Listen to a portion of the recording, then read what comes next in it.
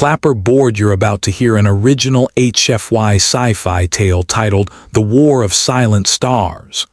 Find a quiet spot, put on your headphones, and let the stars fall silent.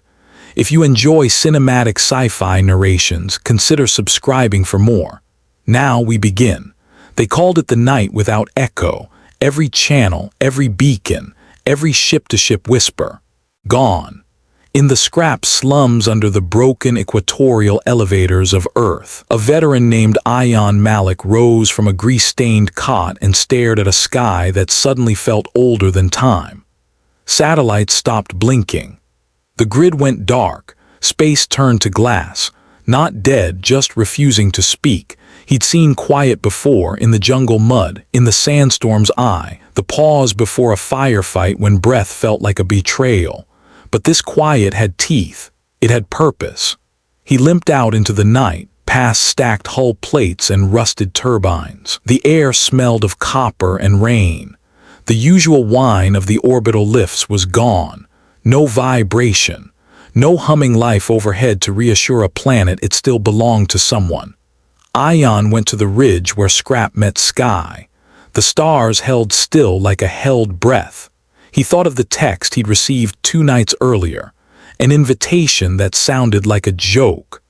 By decree of High Sovereign Kar Roman 9 of the Tsarth Dominion, Ayan ibn Farid Malik is named heir to royal asset Roman 1417 by ancient claim of debt repaid. He had laughed, deleted it. Then it arrived again, this time from a second route, flagged with a verification chain older than most empires.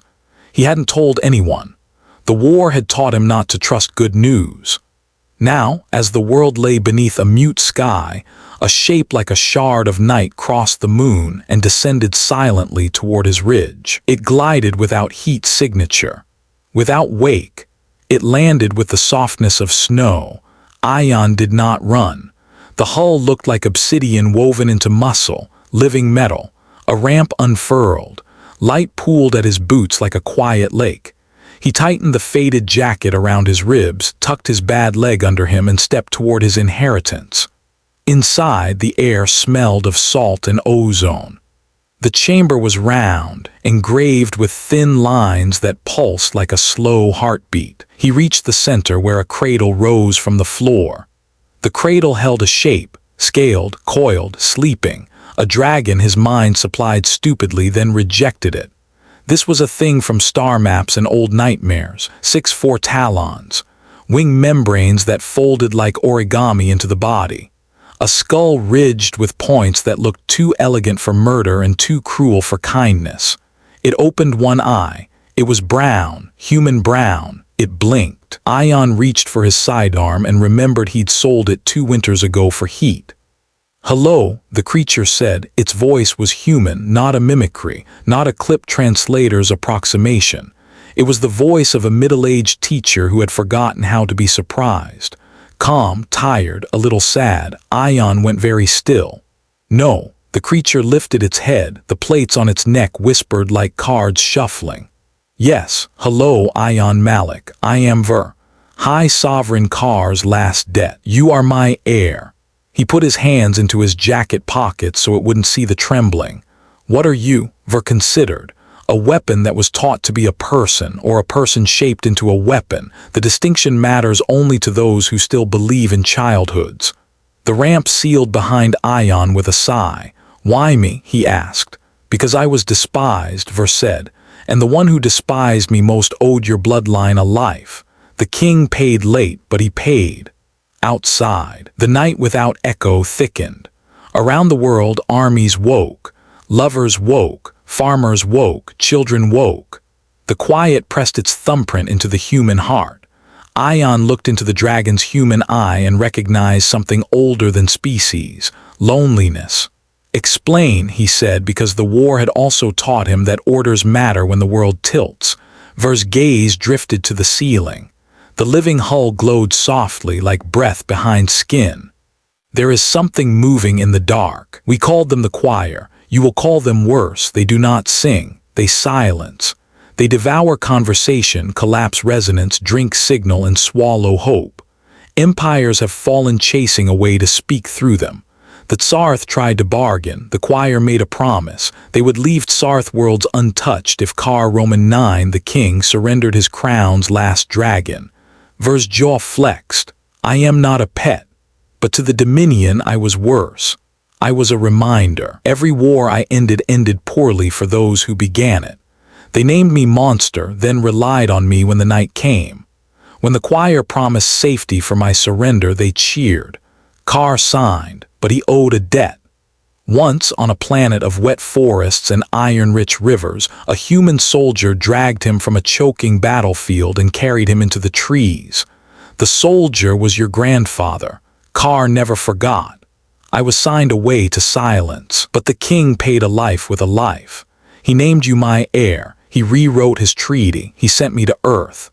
Ion swallowed. The taste of the jungle rose in his mouth. Wrought, cordite, metal. He had never known his grandfather. He knew suddenly that the old man had been very strong. Why do you speak like a human? Ion asked. Ver looked faintly amused.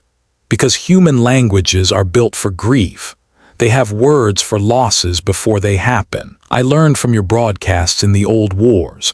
I like the way your poets lie to keep you alive. Ion went quiet. The silence outside beat like a drum. Is Earth in the treaty? He asked. Ver's wings flexed once within the cradle, a shiver through shadows. No, the choir make treaties with powers. To them, Earth is a song not worth silencing, but they will step on you on their way through. Through to what? Ver's voice thinned. The anchor at Town Nadir, the thing inside it. Ion didn't know Town Nadir. He knew debt. He knew street hunger. He knew what it meant when a bigger thing ignored you while it ate your neighbor. You didn't get to keep the leftovers. He exhaled. The breath fogged in light that wasn't cold. What do you need from me? Ver tilted its head. A rider. Ion barked a laugh that sounded like rust. I limp. Then we will fly carefully, Ver said simply. I require not legs but decision. A head that did not grow inside the wars of empires. The Tsarth kings learned to hate what they needed. Humans learned to need what they love. I don't love you, Ion said. Not yet, the dragon said, and did not sound wounded. Lightning stitched the clouds. There was no thunder. Ver's body unfolded like a map. The cradle dissolved into the hull. A harness rose like ivy and then waited. Ion stared at it, at his life of metal and ash, then at the mute sky. He thought of small things. His mother's morning tea, the child on the next ridge who traded him jokes for scrap, the way dawn wore mist along the broken elevator cables. He stepped forward and let the harness take him. He didn't fall into the saddle. He sank into it. It knew where his bad knee bent.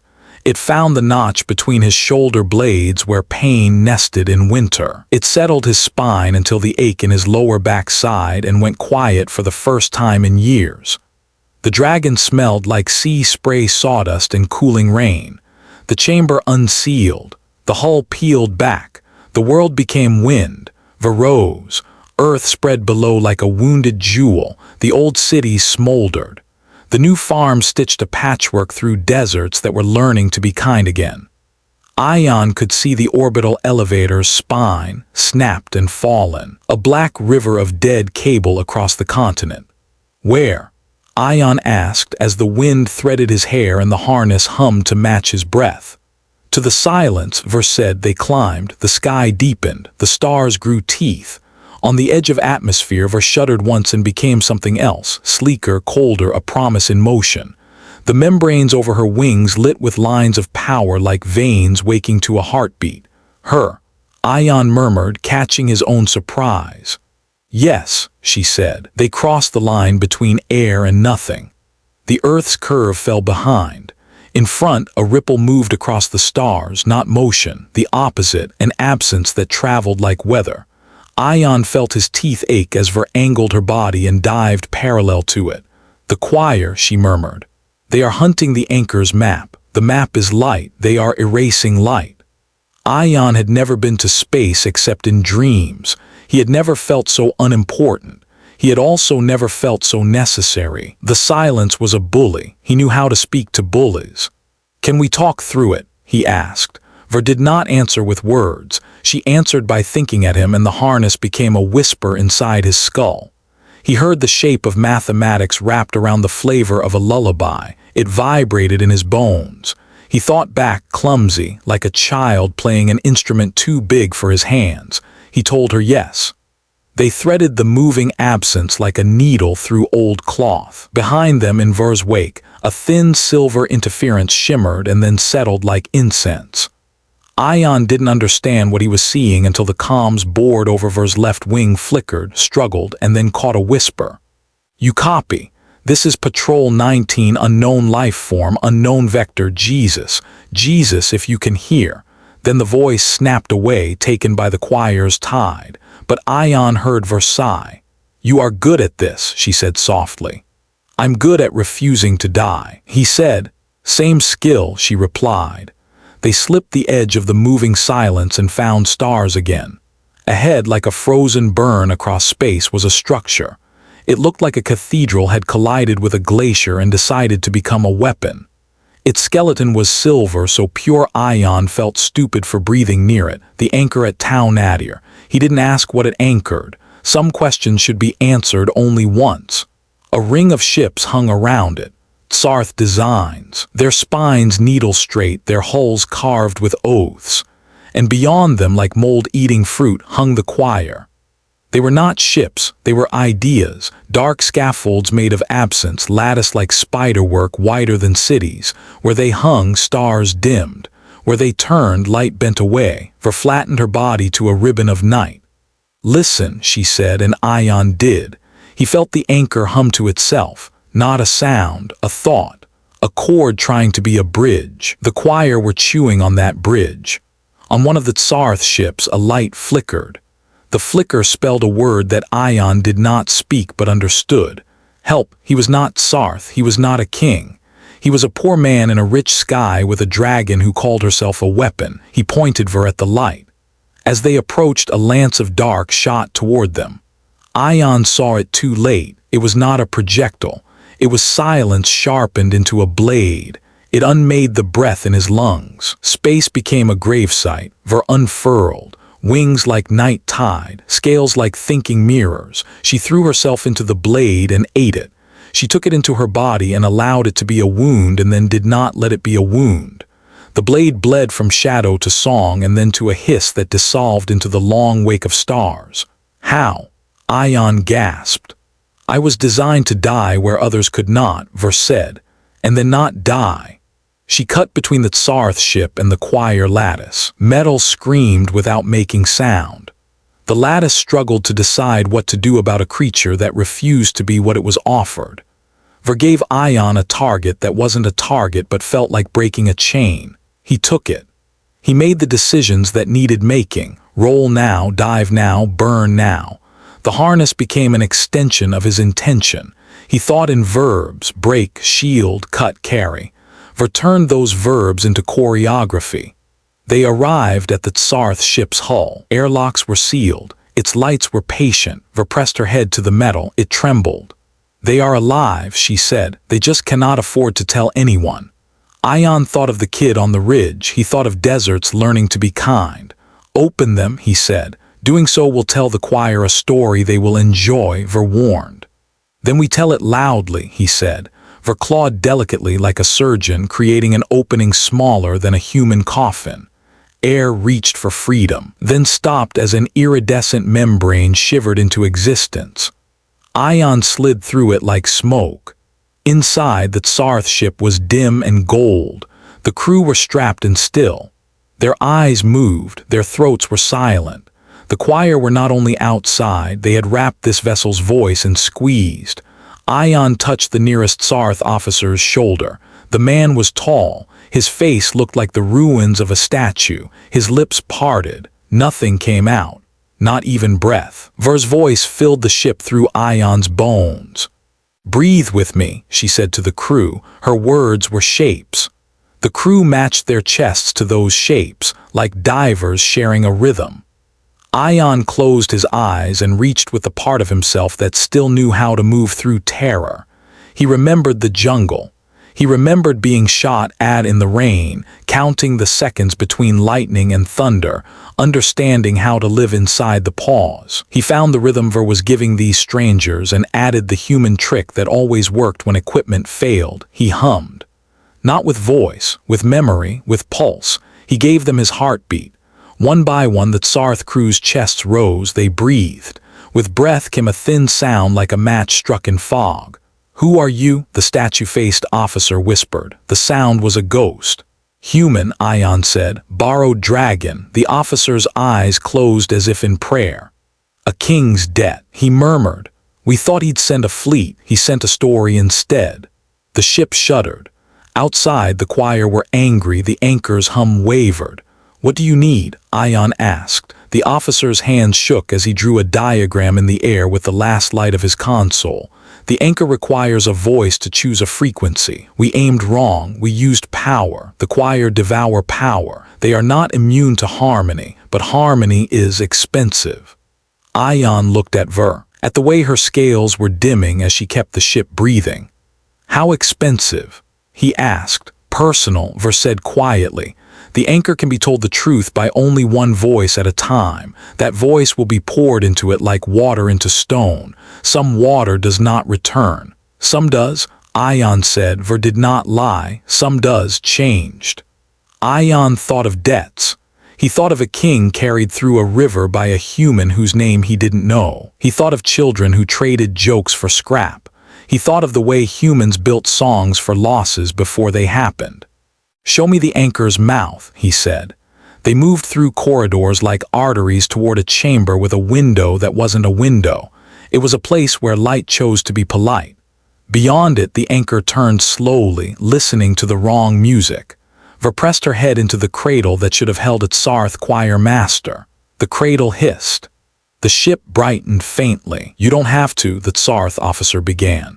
"I do," Ver said, "because I am despised and I have desired to be loved. Because my kings taught me to kill and a human taught their king to be carried. Because silence cannot be bargained with and must be tricked by a story. Because he," and she flicked an eye toward Ion, "is limping and I am tired of making good men walk farther than they need to." She looked at Ion. "When I go, I will be in more places than one.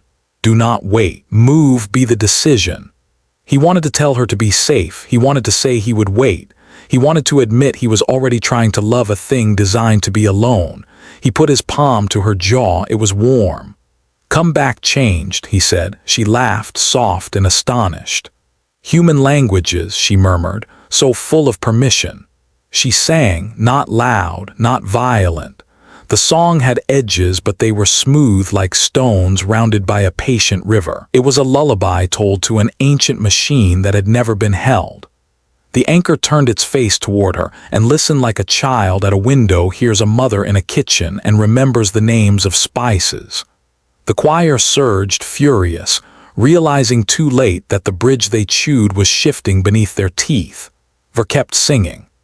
Ion felt her move past his bones into the hull, into the anchor, into the old math where numbers and grief share a common bed. The ship brightened. The crew cried dry tears. And outside, the silent night cracked. Not a sound, not a boom, a relief. Radios coughed. Beacons hiccuped.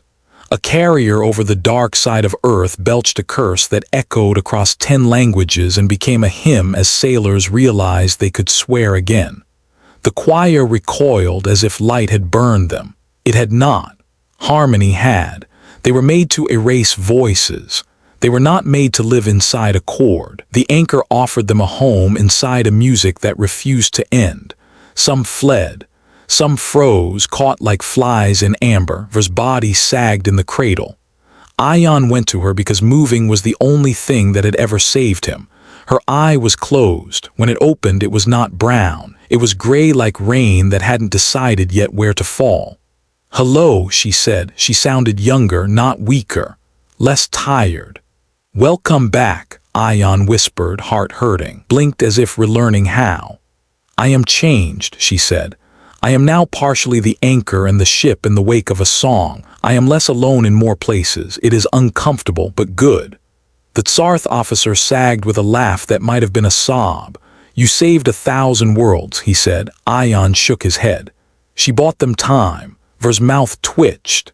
He is difficult, she said to the officer, and the officer nodded with the earnestness of a man who had learned in an hour how to pray again. Alarms blinked, not panic, duty. The choir were regrouping.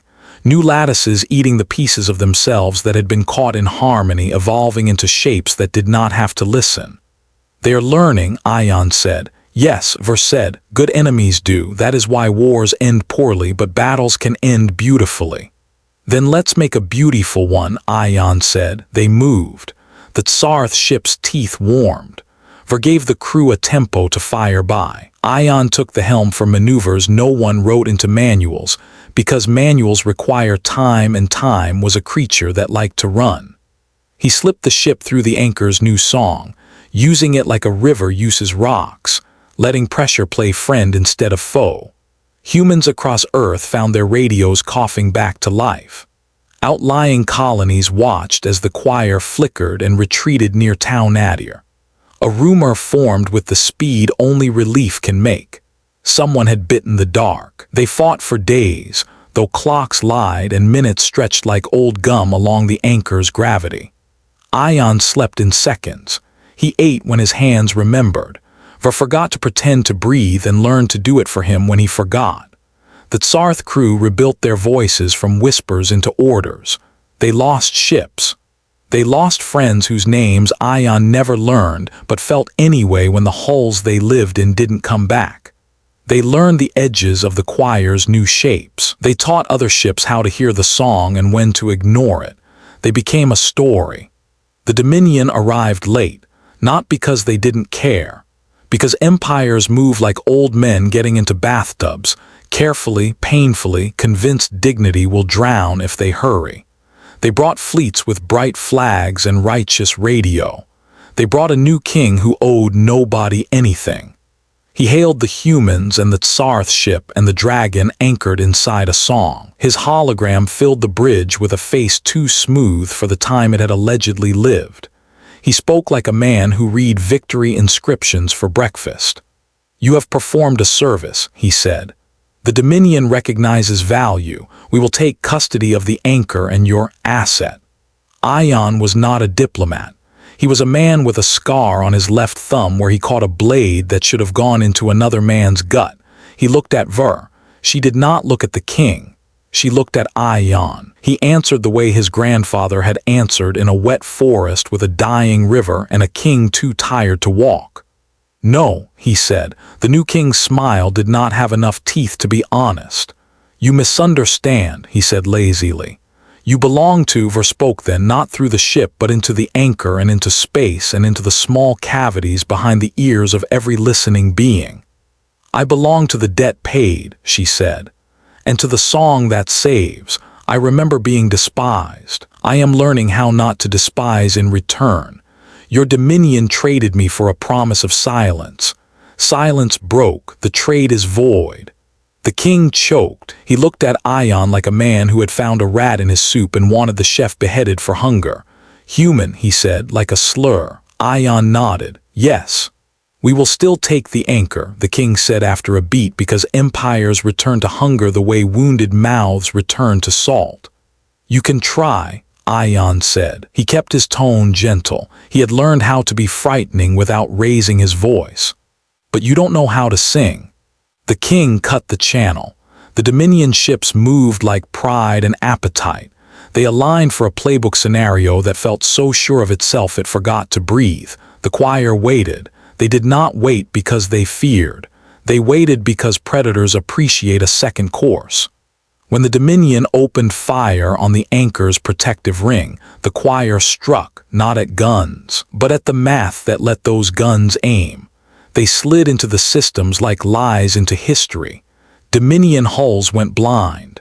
Commanders screamed without sound as their ships forgot how to mean what they meant.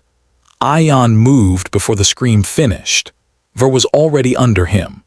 The Tsarth officer, whose name was Hadron, gave orders with a voice that had come back from a desert without water. They turned the ring's guns inward, not at the Dominion but at the choir, and then used the energy to sing, not to strike. The song rose and fell and rose again, a net of timing and sorrow and permission. It wrapped the choir as they lunged and reminded them of the first time something in the universe told them what to be.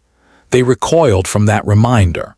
Several Dominion commanders realized in rapid succession that they could either be saved by the people they had intended to conquer or die remembering the taste of their own certainty.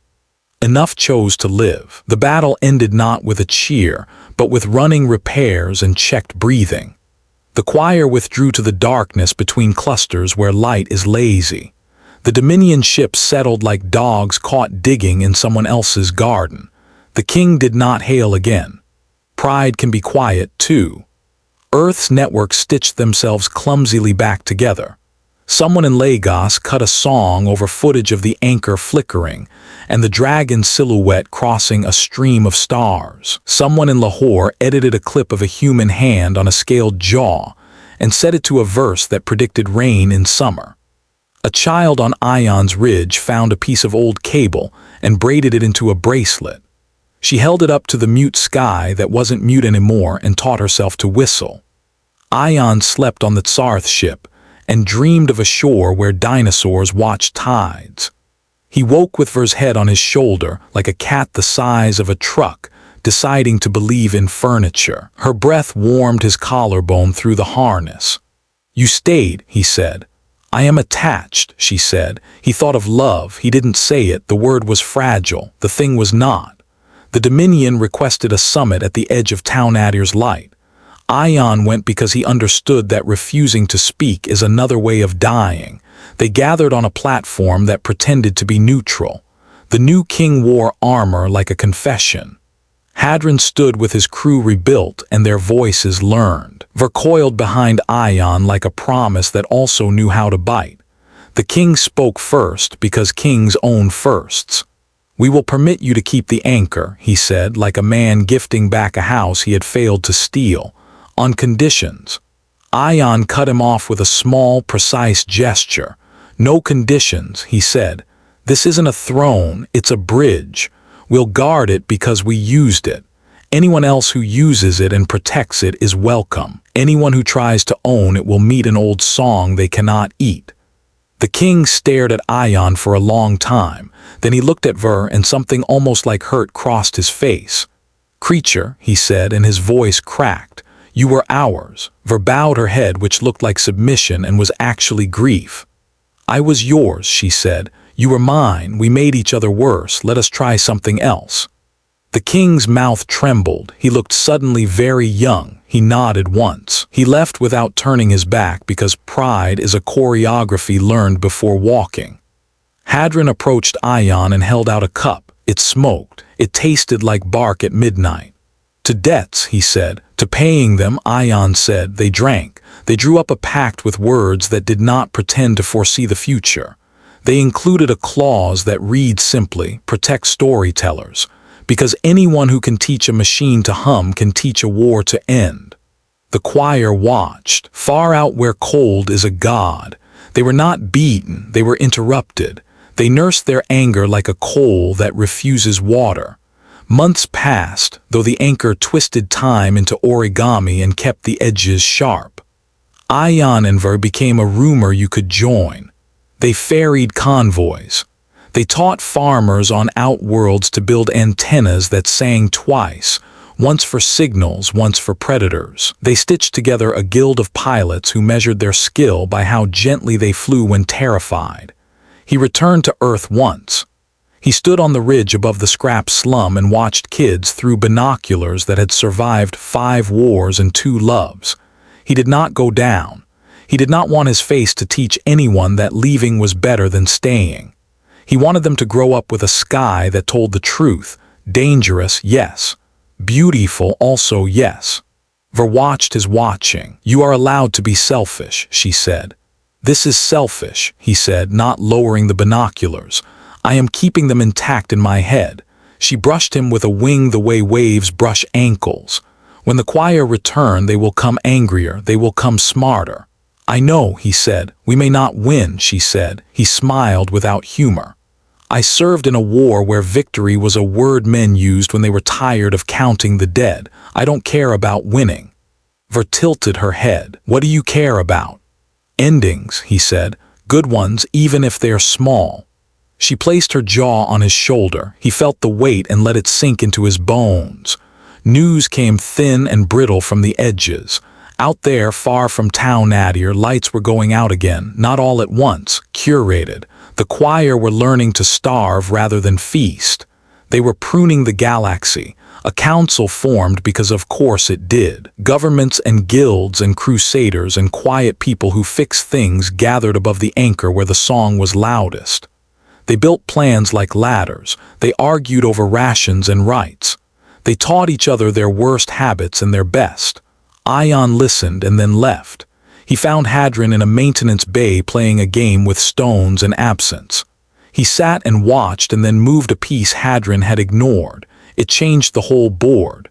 You don't like councils, Hadron said. I like people who make mistakes and then fix them, Ion said. Councils often mistake speeches for repairs. Will you lead? Hadron asked, not unkindly. No, Ion said, and the word felt like clean water. Good, Hadron said with relief, because I will, and I need you to be the hand that smacks me when I forget to sleep. They smiled at each other like soldiers who had survived the same ugly wedding. The next strike fell in a place with a name like rain. Orlia's Rim, a ring of habitats around a blue dwarf that pulsed like a heartbeat under skin. The choir came like doctors. They shut off pain. They shut off joy. They shut off the small noises people make when they are trying to be kind. They shut off the alarms. Ion and Ver arrived with the first ships that could hear the emergency that had no voice. They cut through silence the way teeth cut bread. They found the habitats floating like beads on a string, and the people inside walking like actors in a play where everyone had forgotten their lines. Ver touched the habitats and hummed. Ion walked the corridors with a torch that cast shadows that reminded people who they were. He told them names they had forgotten. Mother, idiot, brave, enough. He slapped a commander who had decided surrender meant neatness and then hugged him until they both cried. The choir had learned not to lunge. They smothered. They wrapped each bead and squeezed every third heartbeat until the math tilted and hearts forgot the beat they were born for.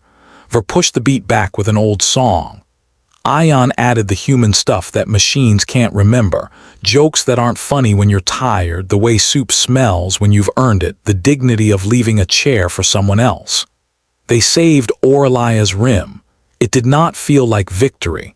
It felt like buying a night to sleep in.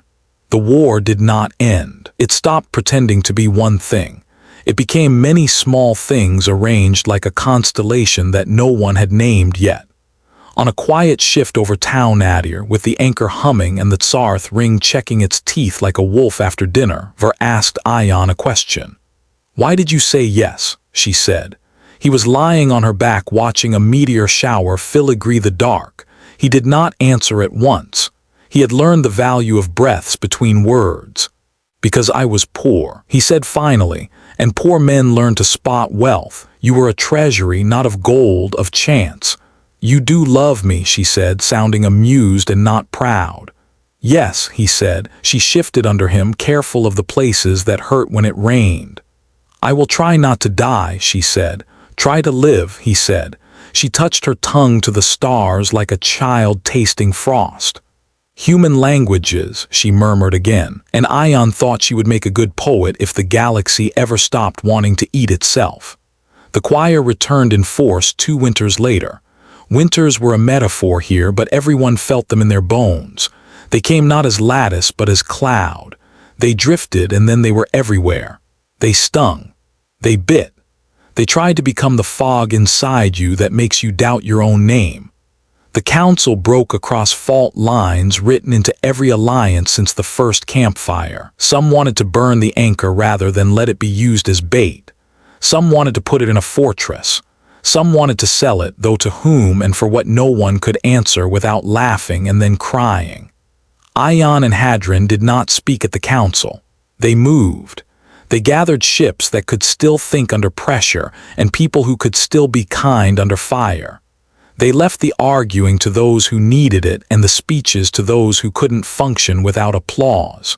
They flew. Over a dead moon that had learned to bloom ice flowers, they found the choir's heart.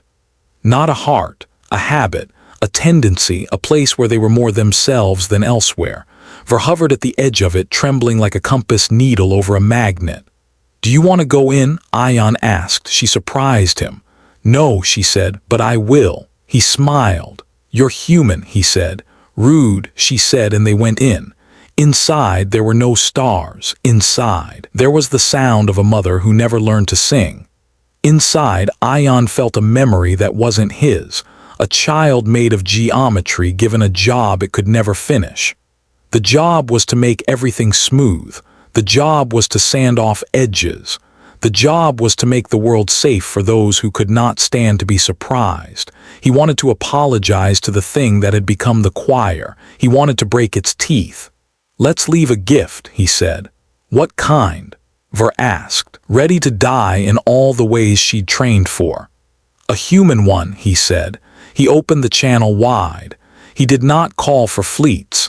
He did not ask for permission. He sent a story. Not his.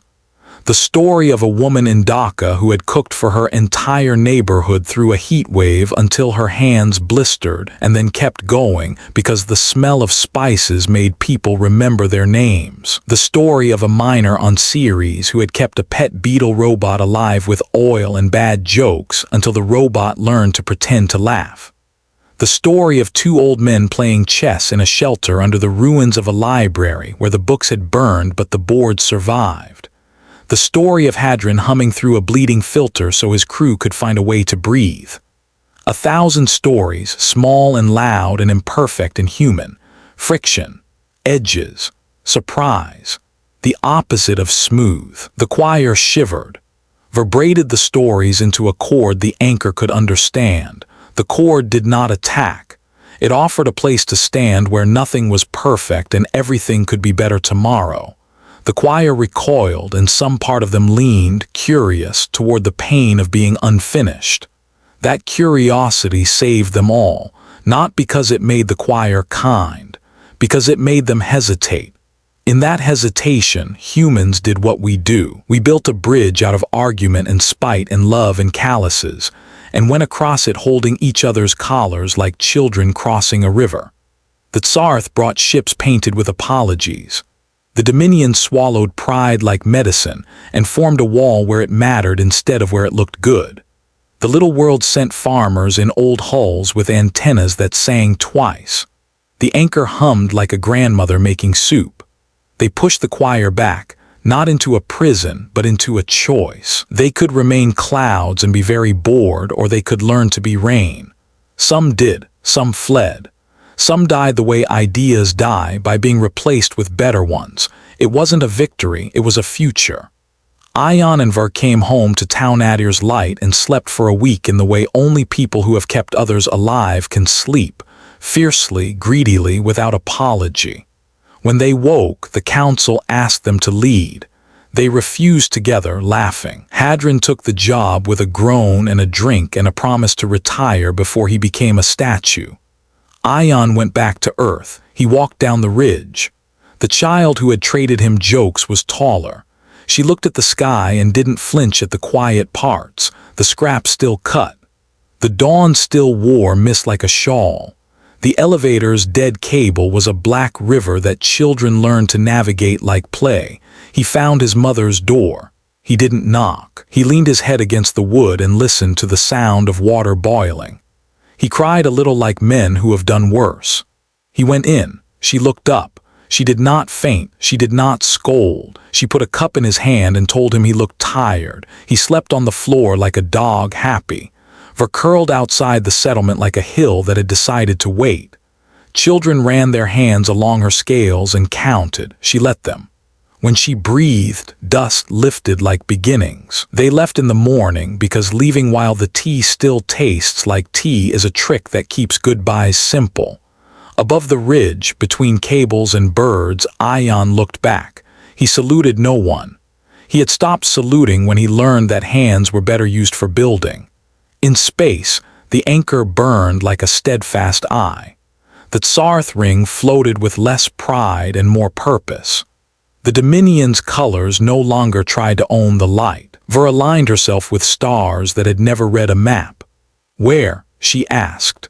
"Wherever someone is short one breath," he said. She moved. He felt his bad knee complain and then stop. He felt the harness cradle him like a promise. He felt the galaxy waiting not as an enemy but as an argument he was finally fluent in. They unfolded into the dark, which was less silent now. Somewhere behind them, the choir tried again to be smooth and failed in ways that made them notice the angles of their own edges. Somewhere ahead, someone poured soup. Ion closed his eyes and listened to the old song Ver had sung into a machine that had never been hugged. He added a human word that always complicates and always saves. "Together," he whispered. The dragon smiled with her whole body and flew. And that day the galaxy learned humanity doesn't conquer, it endures. Headphone, if you enjoyed this story, make sure to like, share, and subscribe to the channel for more epic HFY sci-fi tales. Until next time, stay human, stay unbroken.